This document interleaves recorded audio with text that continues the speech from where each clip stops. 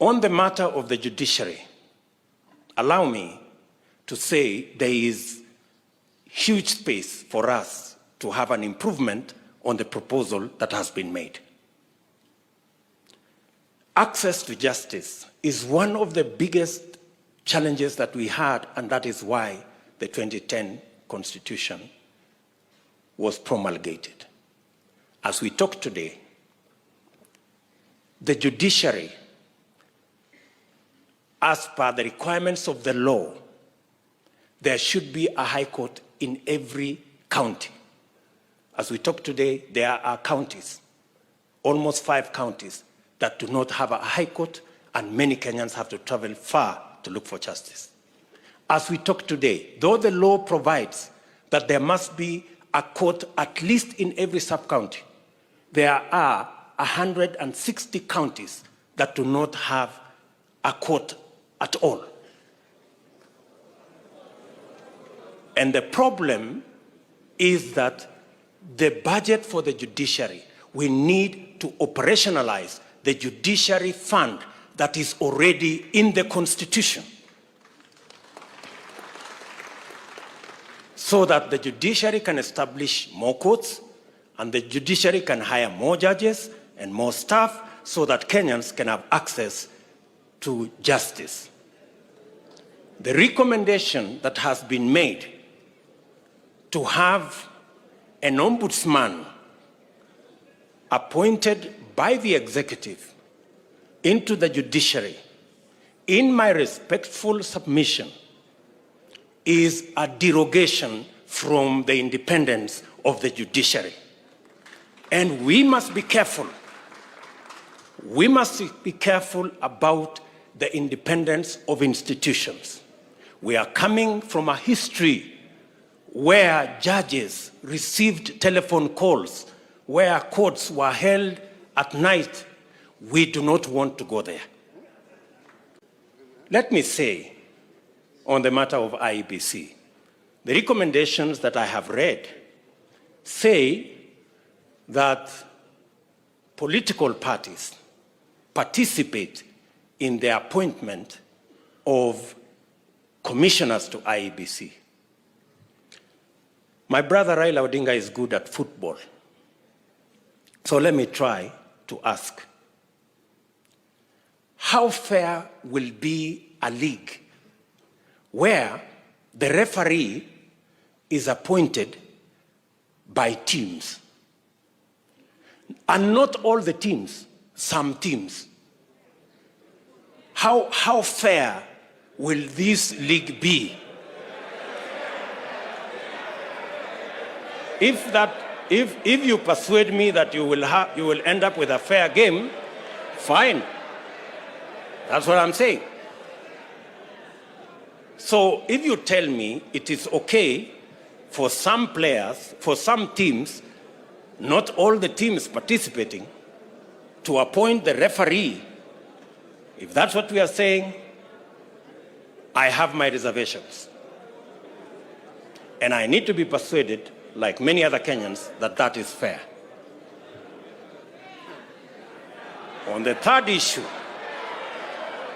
you have heard me, I have heard you. And I think that is good progress. It's good progress. You've heard me, and I have heard you. You think it's fair?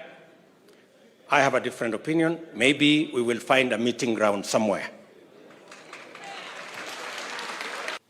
We do not have the luxury to say, I don't care. We do not have the luxury to walk away. In any case, it is said that the punishment given to good people who don't participate in the politics and governance of their country, the punishment given to them is to be ruled by fools. I don't think any one of us here wants to be ruled by fools. That's why we must participate in this process. And it's our civic duty to do so. And that we must strive progressively to have a negotiated constitutional settlement, or to arrive at a place where we are all working together, building consensus. And I share fully with those sentiments. Your Excellency, you have persuaded us that this is a moment to look at our Constitution and to find progressive amendments to our Constitution. There are those who believe, yes, it's a constitutional moment, but to progressively implement the 2010 Constitution. Civil society and others think so. There are those who believe that maybe this is a moment to discuss the ravages of COVID and the reality of our economic status, especially the majority, 40% odd people of our country who live below the poverty line, and the 16 million or so young people who are unemployed. All this, Your Excellency,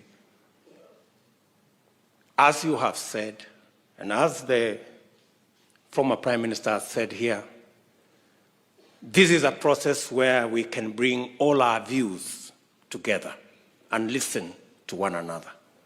The third issue, Your Excellency, is the independence of our police force. The 2010 Constitution was very clear that the police must act independently of any politicians, whether they are in government or in the opposition. To recommend that we will have a police council chaired by a CS is actually a derogation from the independence of the police. And I want to ask you, we must be careful on where we are going. Today, you may have the latitude to do what you think will be right as per you. Tomorrow, the shoe will be on the other leg.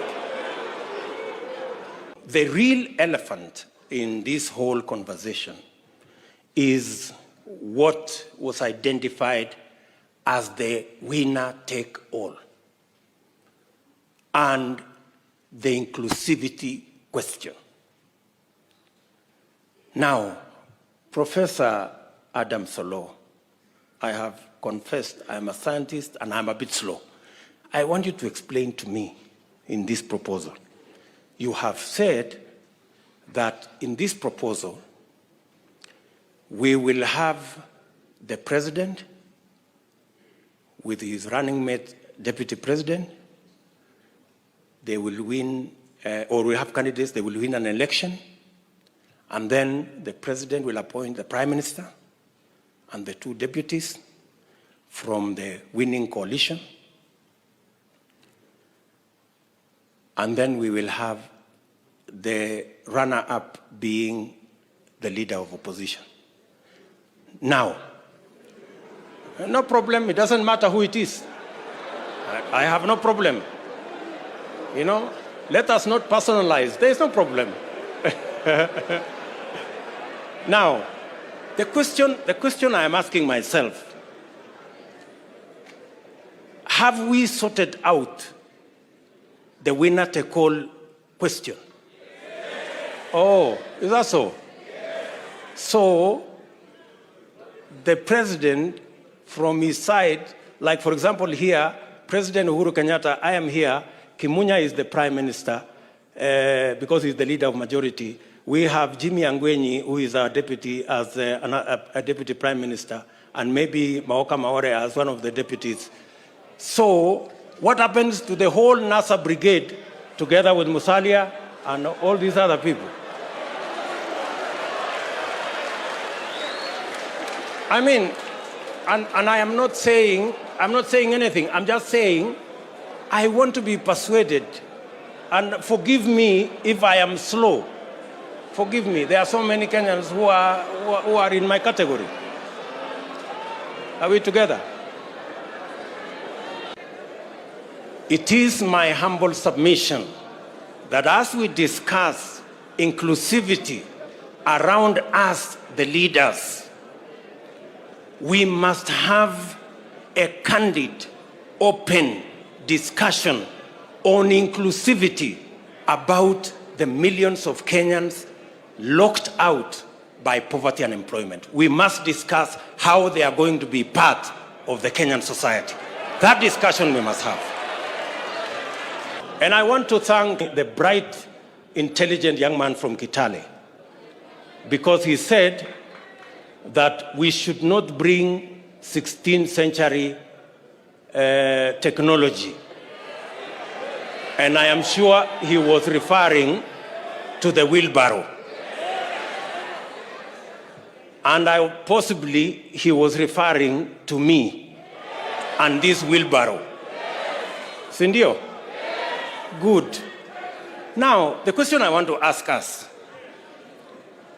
how come in the 21st century, a 16th century tool called the wheelbarrow,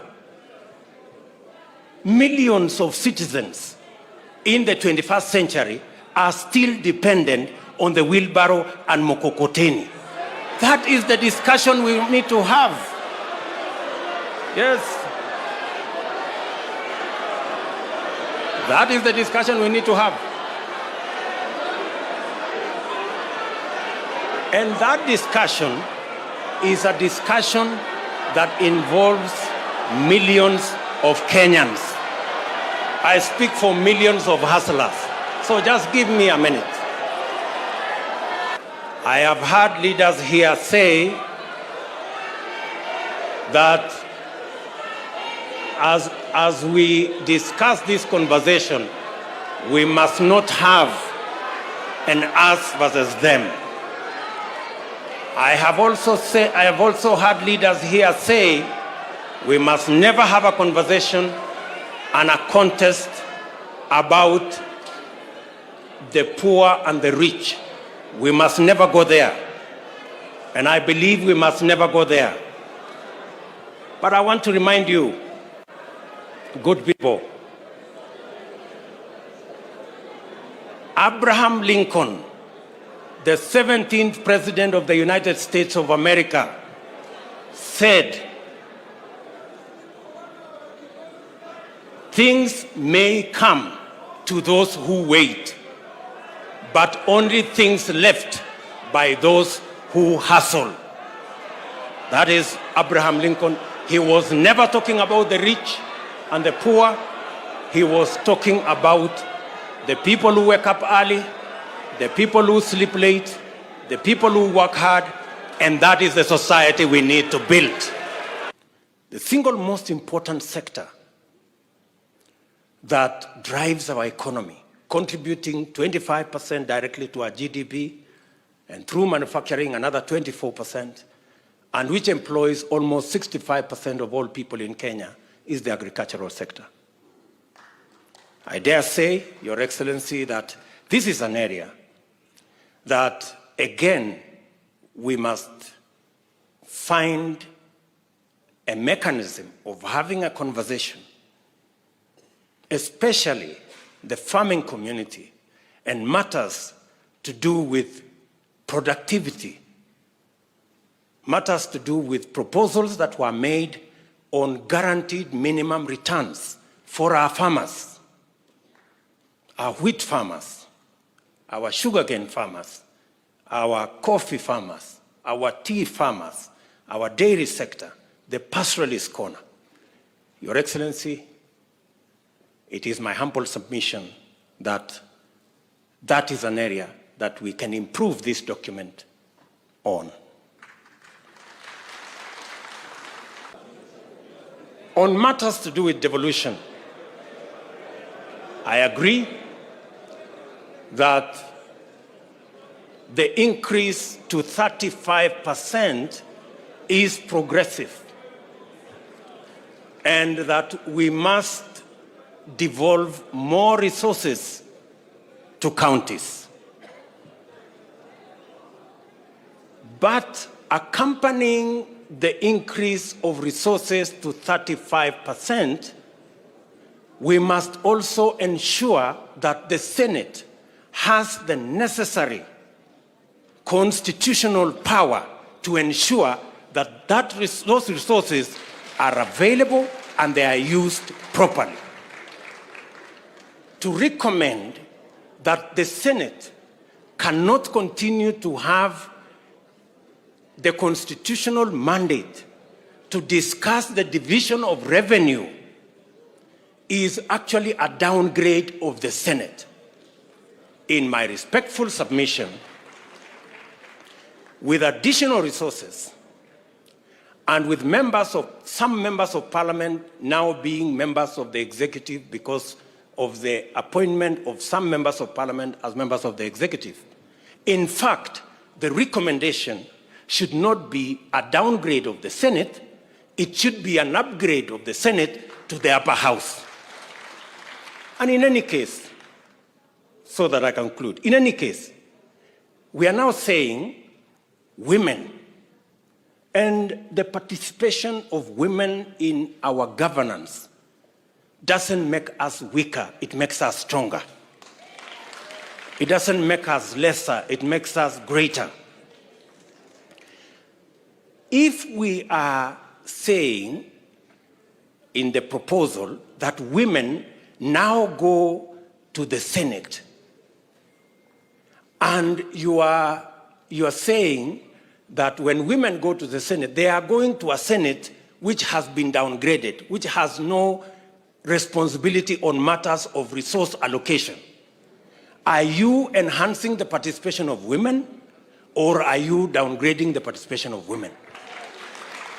I mean, we are having a frank and honest conversation, good people, and it's good for us to listen to one another. So if we are saying women who today are sitting in the National Assembly, where resources are being discussed, if we take them from the forum where resources are being discussed and take them to a downgraded Senate, we are making the participation of women nominal. The participation of women should be substantive, in my respectful submission.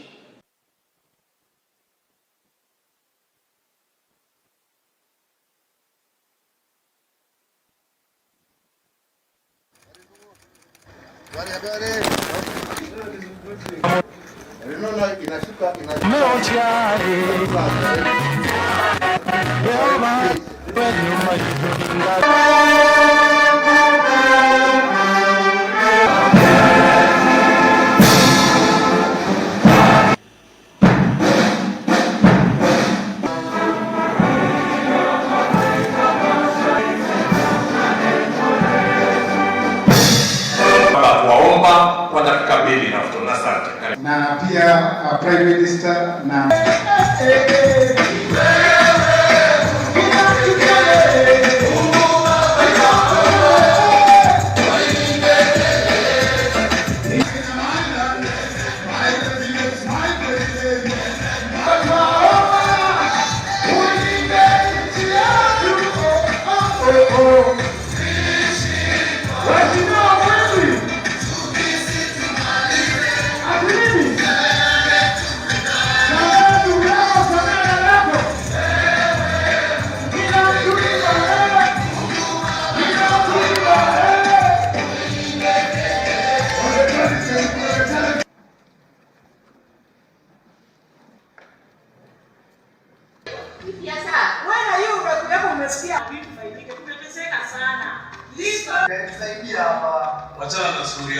Jisome BBI report.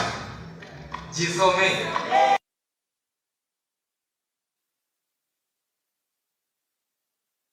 Our report is multifaceted, and the software. Part of our challenge build on our national ethos, internal conversation, where we are talking. Country. They've also included in the bill affecting Kenya's ethnic, intellectual, economic. On the question of devolution, economic issues, the fund will recommend again for the youth and for some of the older ones as well. Rais, kwa ruhusa yako